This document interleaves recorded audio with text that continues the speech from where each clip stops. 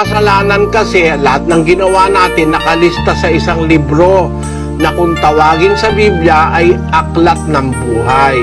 20 ng Apokalipsis, versikulo 12. At nakita ko ang mga patay, malalaki at maliliit, na nangakatayo sa harapan ng luklukan, at nangabuksan ang mga aklat, at nabuksan ang ibang aklat na siyang aklat ng buhay, at ang mga patay ay hinatulan ayon sa mga bagay na nasusulat sa mga aklat, ayon sa kanilang mga gawa.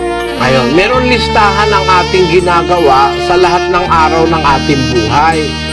Yung lahat ng ginawa mo, maging mabuti at masama, dadalhin sa paghatol sa araw ng paghukom.